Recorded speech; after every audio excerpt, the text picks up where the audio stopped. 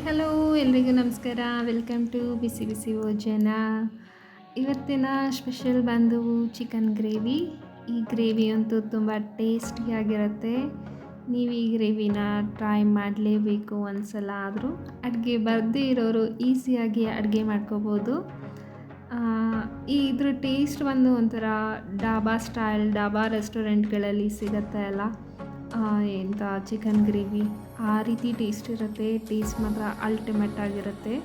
ನೀವು ಇದನ್ನು ಪೂರಿ, ಚಪಾತಿ, ಇಲ್ಲ ದೋಸೆ, ರೊಟ್ಟಿ, ಪರೋಟ, ಇಲ್ಲಾಂದರೆ ಗೀ ರೈಸ್, ವೈಟ್ ರೈಸ್ ಯಾವುದ್ರ ಜೊತೆ ಬೇಕಾದರೂ ಸರ್ವ್ ಮಾಡ್ಕೋಬೋದು.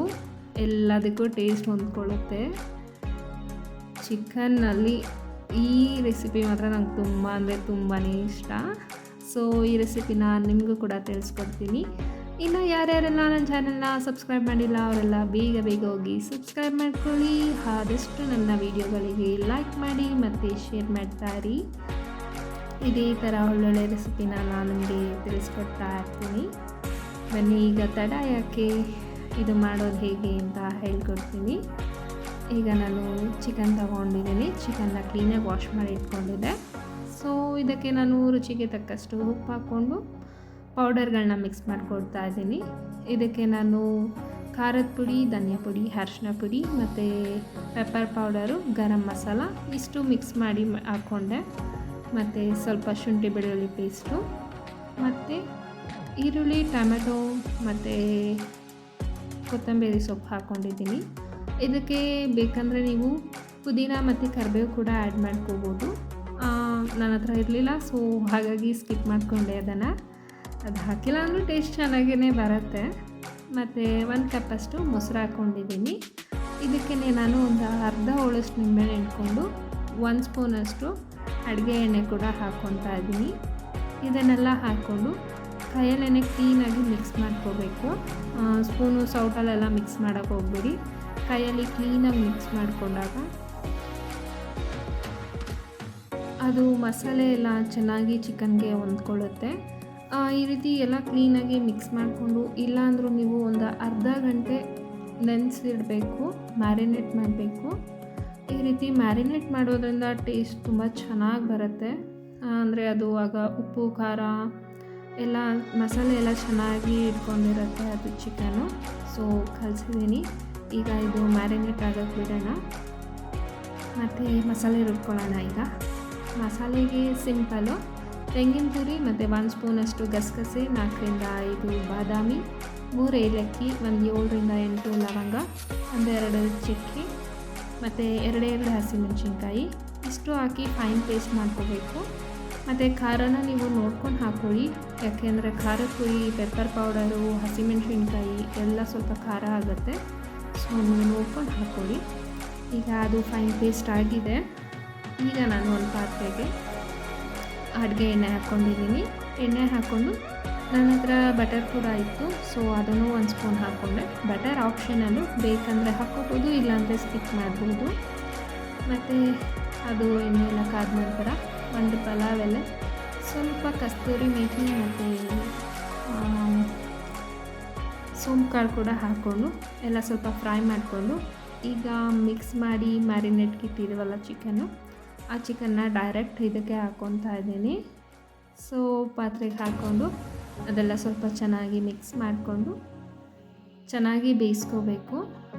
ಸ್ಟಾರ್ಟಿಂಗ್ ಸ್ವಲ್ಪ ಹೈ ಫ್ಲೇಮ್ ಇರಲಿ, ಅದು ಸ್ವಲ್ಪ ನೀರು ಬಿಡ್ತಾಯಿದೆ ಅನ್ನುವಾಗ ಒಂದು ಮೀಡಿಯಮ್ ಫ್ಲೇಮ್ನಲ್ಲಿ ಇದನ್ನು ಚೆನ್ನಾಗಿ ಕುಕ್ ಮಾಡ್ಕೋಬೇಕು. ಇಲ್ಲ ಅಂದ್ರೂ ಒಂದು 20 ಮಿನಿಟ್ಸ್ ಅಂತೂ ಕುಕ್ ಮಾಡಲೇಬೇಕು ಇದನ್ನು. ಆಗ ಸ್ವಲ್ಪ ಚೆನ್ನಾಗಿ ನೀರು ಬಿಟ್ಟಿರುತ್ತೆ ಮತ್ತು ಅದು ಟೇಸ್ಟ್ ಎಲ್ಲ ಅಬ್ಸರ್ವ್ ಮಾಡ್ಕೊಳ್ಳುತ್ತೆ ಚಿಕನ್ನು. ಆಗ ಹೇಳಿದ್ನಲ್ಲ, ಡಬಾ ಸ್ಟೈಲ್ ಟೇಸ್ಟ್ ಅದು ಬರುತ್ತೆ. ಯಾವುದೇ ಅಡುಗೆ ಆದ್ರೂ ಅಷ್ಟೇ ನಾವು ಸ್ವಲ್ಪ ಚೆನ್ನಾಗಿ ಬಾಯ್ಲ್ ಮಾಡಬೇಕು. ಅಂದರೆ ಹೈ ಫ್ಲೇಮ್ನಲ್ಲಿ 1-2 ಸತಿ ಬೇಯಿಸ್ಬಿಟ್ಟು ಹಾಗೇ ಇಟ್ಬಿಡೋದು, ಅದೆಲ್ಲ ಮಾಡೋದ್ರಿಂದ ಟೇಸ್ಟ್ ಬರೋದಿಲ್ಲ. ಒಂದು ಮೀಡಿಯಮ್ ಫ್ಲೇಮ್ ಇಲ್ಲ ಲೋ ಫ್ಲೇಮ್ನಲ್ಲಿ ಚೆನ್ನಾಗಿ ಬೇಯಿಸ್ಕೋಬೇಕು. ಆಗ ಟೇಸ್ಟ್ ಅಂತೂ ತುಂಬ ಚೆನ್ನಾಗಿ ಬರುತ್ತೆ. ನಾನಂತೂ ಹಾಗೆ ಮಾಡೋದು. ನನ್ನ ಟ್ರಿಕ್ ಅದೇನೆ. ನಾನು ಏನೇ ಮಾಡಬೇಕಂದ್ರೂ ಸ್ವಲ್ಪ ಲೋ ಫ್ಲೇಮ್ನಲ್ಲಿ, ಅಂದರೆ ನಾನು ಅಡುಗೆ ಮಾಡೋದು ಸ್ವಲ್ಪ ತುಂಬ ಸ್ಲೋನೇ ಆಗುತ್ತೆ. ನಾನು ಅದು ಎಲ್ಲ ತರಕಾರಿ ಎಲ್ಲ ಕಟ್ ಮಾಡಿಕೊಂಡು ಮಸಾಲೆ ಎಲ್ಲ ರುಬ್ಕೊಂಡು ಎಲ್ಲ ರೆಡಿ ಮಾಡ್ಕೊಂಡು ಮಡಿಕೊತೀನಿ. ಮತ್ತು ಅದಾದಮೇಲೆ ಎಲ್ಲನೂ ಬಾಯ್ಲ್ ಮಾಡೋಕ್ಕೆ ಶುರು ಮಾಡ್ತೀನಿ, ಕುಕ್ ಮಾಡೋಕ್ಕೆ ಶುರು ಮಾಡ್ತೀನಿ ಅಂದಾಗ ಅದು ಅಡುಗೆ ಮಾಡೋದಕ್ಕೆ ನನಗಿಲ್ಲ ಅಂದರೂ ಒಂದು 2 ಅವರ್ಸ್ ಅಂತೂ ಬೇಕೇ ಬೇಕು. ಸೊ ಕ್ಲೀನಾಗಿ ಲೋ ಫ್ಲೇಮ್ನಲ್ಲಿ ಕುಕ್ ಮಾಡಿದಾಗ ಅಡುಗೆ ತುಂಬ ಚೆನ್ನಾಗಿ ಬರುತ್ತೆ. ಸೊ ನೋಡ್ತಾ ಇರ್ಬೋದು ನೀವು ಚಿಕನ್ ಹೇಗೆ ನೀರು ಬಿಟ್ಟಿದೆ ಅಂತ. ನಾನಂತೂ ನೀರು ಹಾಕೇ ಇಲ್ಲ, ಪೂರ್ತಿ ನೀರು ಬಿಟ್ಟಿದೆ. ಈಗ ಇದಕ್ಕೆ ನಾನು ರುಬ್ಬಿಟ್ಕೊಂಡಂಥ ಮಸಾಲೆ ಹಾಕ್ಕೊತಾ ಇದ್ದೀನಿ. ಇದೆಲ್ಲ ಹಾಕ್ಕೊಂಡು ಸ್ವಲ್ಪ ಚೆನ್ನಾಗಿ ಬೇಯಿಸ್ಕೊಳ್ಳೋಣ. ಎಲ್ಲ ಹಸಿದೆ ಅಲ್ವಾ, ಸೊ ಹಸಿ ವಾಸನೆ ಹೋಗೋವರೆಗೂ ಚೆನ್ನಾಗಿ ಬೇಯಿಸ್ಕೋಬೇಕು.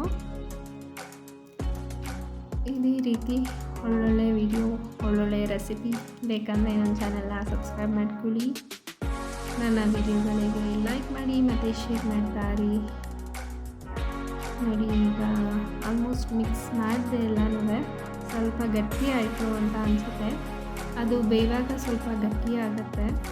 ಸೊ ಆಗಾಗ ಸೋಟಲ್ಲಿ ಕ್ಲೀನಾಗಿ ತಿರುಗಿಸ್ಕೊತಾ ಇರಿ. ಅದು ತಿರುಗಿಸಿ ಬೇಯಿಸ್ಕೊಳ್ಳಿ, ಆಗ ತಳ ಹಿಡಿಯಲ್ಲ.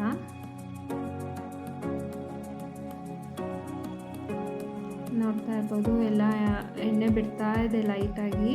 ಸೊ ನಮ್ಮ ಗ್ರೇವಿ ರೆಡಿ ಆಗ್ತಾ ಇದೆ. ಈ ರೀತಿ ಒಂದು ಸಲ ಕ್ಲೀನಾಗಿ ಚೆನ್ನಾಗಿ ಮಿಕ್ಸ್ ಮಾಡ್ಕೊಳ್ಳೋಣ. ನೋಡಿ ಚಿಕನ್ ಎಷ್ಟು ಚೆನ್ನಾಗಿ ಬಾಯ್ಲ್ಡ್ ಆಗಿದೆ ಅಂತ. ನನಗೆ ಗ್ರೇವಿ ಯಾಕೋ ಸ್ವಲ್ಪ ಗಟ್ಟಿ ಆಯಿತು ಅಂತ ಅನ್ನಿಸ್ತಾ ಇದೆ. ಸೊ ನಾನು ಸ್ವಲ್ಪ ನೀರು ಹಾಕ್ಕೊಂಡು ಮಿಕ್ಸ್ ಮಾಡಿ ಒಂದು 5 ಮಿನಿಟ್ಸ್ ಕುಕ್ ಮಾಡ್ಕೊತೀನಿ. ಇನ್ನು ಸ್ವಲ್ಪನೇ ಹಾಕಿದ್ದೀನಿ. ನನ್ನ ಒಂದು ಚಿಕ್ಕ ಗ್ಲಾಸ್ ಟೀ ಕುಡಿಯೋ ಗ್ಲಾಸ್ನಲ್ಲಿ ನೀರು ಹಾಕ್ಕೊಂಡು 1 ಲೋಟದಷ್ಟು ನೀರು ಹಾಕ್ಕೊಂಡಿದ್ದೀನಿ ಅಷ್ಟೇ. ಹಾಕ್ಕೊಂಡು ಚೆನ್ನಾಗಿ ಬೇಯಿಸ್ಕೊತಾ ಇದ್ದೀನಿ.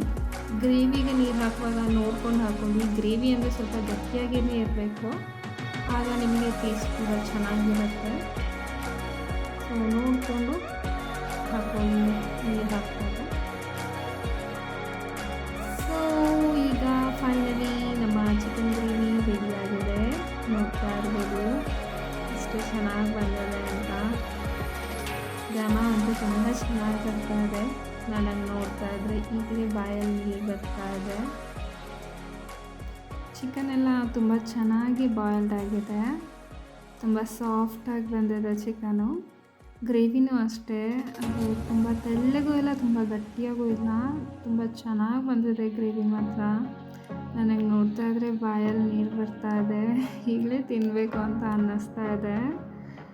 ಸೊ ನನಗೆ ಇನ್ನೂ ಕಾಯೋಷ್ಟು ಪೇಷನ್ಸ್ ಇಲ್ಲ. ನಾನು ಈಗಲೇ ಸರ್ವ್ ಮಾಡಿಕೊಂಡು ನಾನು ತಿಂತೀನಿ. ಈಗ ಹೊಟ್ಟೆ ತುಂಬಿಸ್ಕೊತೀನಿ. ಮತ್ತೆ ಸಿಗುವ. ಅಲ್ಲಿವರೆಗೂ ಟೇಕ್ ಕೇರ್. ಬಾಯ್ ಬಾಯ್.